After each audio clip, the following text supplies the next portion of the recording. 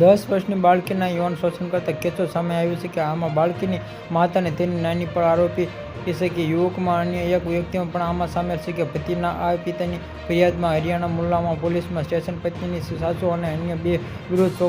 POCSO હેઠળનો case નોંધાઈ તેને કાર્યવાહી શરૂ કરી કે ફરિયાદમાં જાગૃતિમાં આ યમુનાનગરમાં રહે છે. આરોપી વર્ષથી સગીરા સાથે અશ્લીલ હરકત કરતો હતો અને જગધરીમાં યમુનાનગરમાં રહેતી વ્યક્તિને જણાવ્યું હતું કે લગ્નના નવેમ્બર 2012માં થયા હતા અને 10 વર્ષની પુત્રી હતી અને 3 નાના દીકરા હતા અને લાંબા સમય સુધી સુખ કરી વર્ષના પુત્ર ડરીને રહેતી હતી અને આટલા જ નહીં પણ સ્કૂલ જવાનું પણ ના પાડી દીધી હતી અને પહેલા પૂછતા દીકરીએ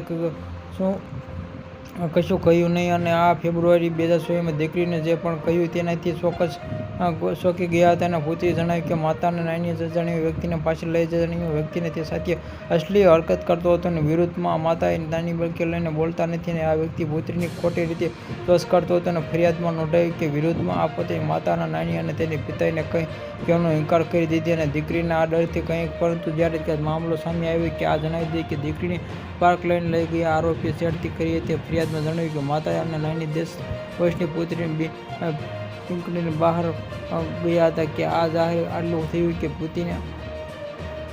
પુત્રીને છેડતી કરતા આ માતાની નાની બહેન કરી. ફરિયાદમાં કહ્યું કે તે ઝઘડો પતિને વિશે વાત કરી કે તેની સાથે ઝઘડો શરૂ કરી દીધો અને ફરિયાદમાં કહ્યું કે ફેબ્રુઆરી 2016માં તેની પત્ની ભાઈ અને કરી આવ્યો કે કપડાની થેલીમાં દાગીના અને લગભગ વચ્ચે 20,000 રૂપિયા આપ્યા હતા. તે ભાઈને થેલીમાં ચાલ્યો ગયો પછી તે પત્ની ભાઈ પોતરો આવ્યો તેનો ઘરે કાર્ય હોવાનું કહી લઈ ગયો હતો. પતિના પુત્રને પોતાની સાથે લઈ ગયા તેને પહોંચ્યો ત્યારે તેમની પતિ સાથે મળી. ફરિયાદમાં મુજબ જ્યારે તેના સાથીને પોતાની પત્ની પૂછ્યું કે પણ ટાળવામાં યુવક અવરોધ છે. આ ઘટના બાદ પુત્ર સાથે પોતાના ઘરે લાગ્યા. ફરિયાદમાં તેમનો પતિ અને આરોપી પાછો ફર્યો હતો.